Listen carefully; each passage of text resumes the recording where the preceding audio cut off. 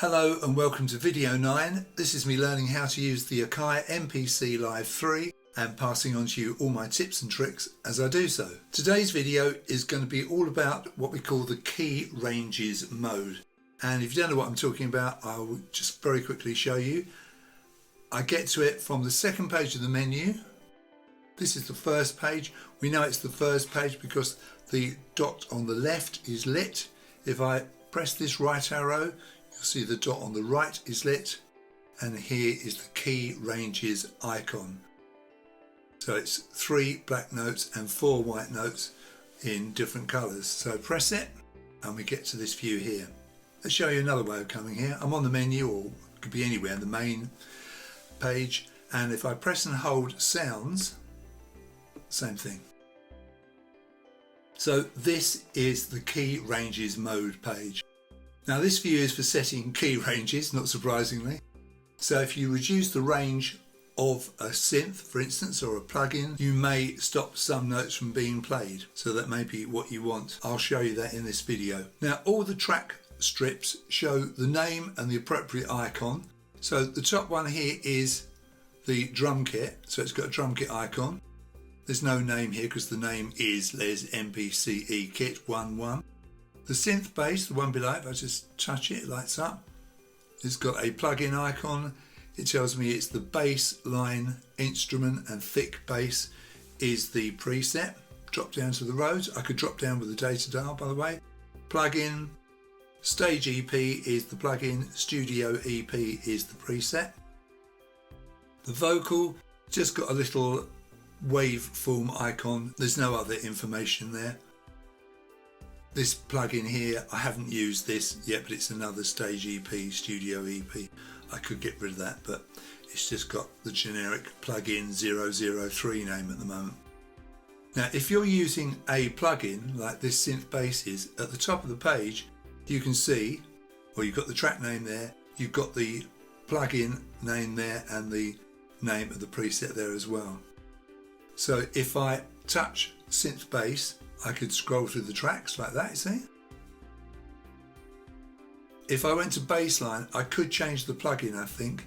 Yes, it takes me here. I'd have to drop down here, find another plugin, find another preset. I don't want to do that. You can change the actual plugin there, and here I can change the preset. So it's on thick bass, which has been edited. You can see there's an asterisk. So if I come away from that and go to another patch and come back, I haven't got that edited patch anymore. Now at the foot of the screen you can see a few things here. So we've got new track, usual thing, the choice of 6 types of tracks, and I could choose one and create a new track. I'm not going to do that for the moment. MIDI filter, now if I press this I can change the note range here.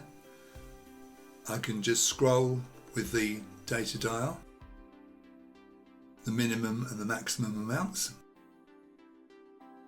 Now here, velocity range, I could change that. So we'll just bring that down again, but you can change the velocity there. Now the MIDI control filter here, I've got control change 1 modulation ticked and control change 2, which is breath, ticked. So what I'm doing off camera here, which you can't see, I'm just playing notes on my Arturia and I'm pushing my finger up the modulation strip, and it's changing the sound. But if I untick this, do the same thing, you can't see this, but I'm pushing my finger up and down the strip and nothing's happening. So that's filtering that out. So this is the track MIDI perform settings. So that's MIDI filter. Now learn minimum, learn maximum. If I just play a note on my keyboard, you can see that the range has dropped considerably. See? As I play lower and lower on my keyboard, it's only a short keyboard, so I'm going to drop the octaves and getting lower and lower. That's the minimum. I can set the maximum, so the top level, come up through the octaves. So as I play higher and higher and higher on my keyboard, you can see that I'm getting more and more notes, and this keyboard hasn't got the entire range that I need. But you can do it by this learn minimum, learn maximum. Simply play the note on your keyboard to set the range. Now, if I go into this synth bass, go to level, and if I press solo, if I click here, it clears that solo. So if I've got lots of tracks that have got solos, it would clear them all. So that's a handy thing to have. Now I can either have the pads muting tracks or soloing them. So if I'm muting the tracks, let's play the track. So I can mute this drum kit here just by pressing that pad. Notice how it turns yellow. Unmute it. Let's mute the synth bass. Turns yellow. Unmute. Mute the Rhodes. Mute my vocals. Unmute it. Now I could set this to pads solo. So now I'm going to press start. Solo the drums. Solo the synth bass. Solo the Rhodes. Now notice they're all coming up when I'm soloing them, and that may not be what you want. You might want this to be set up so that when you solo one track, the others cut out. And how do you do that? Well, you press this icon up here and you press single here, close. Now when I play the tracks, I've cleared the solos, going to start again.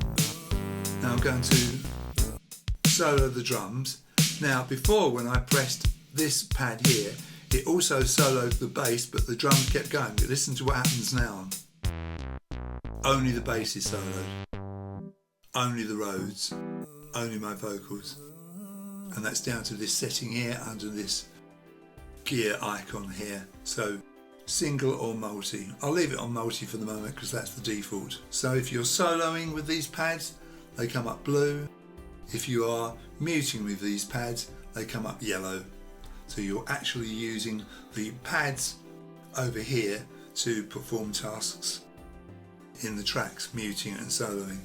That's quite clever, isn't it? As you've already seen, this view has already got channel mixing strips. So it's a very quick way of accessing the tracks. Let's say for sake of argument I'm on the menu and I press and hold sounds, and if I want to do some quick mixing on the Rhodes track, click that. Now I've got the usual level, effects, send, in and out. I can mute, I could solo, I could change the volume.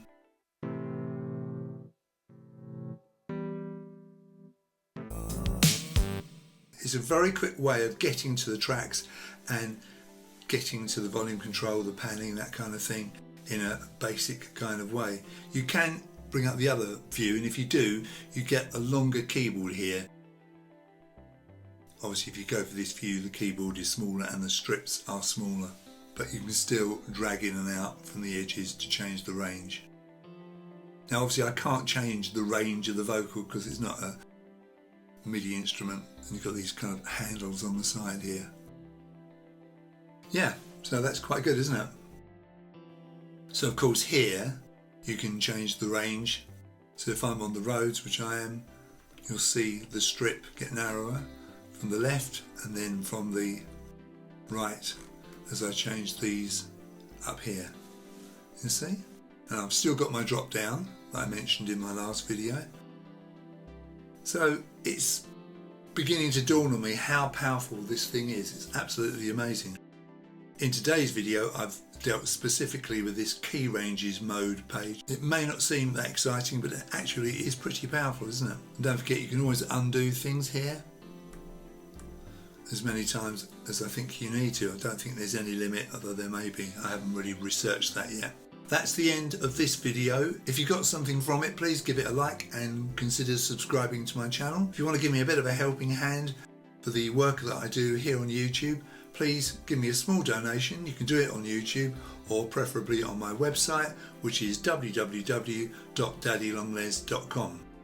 Thank you very much for watching, and you'll hear from me very soon, I'm sure.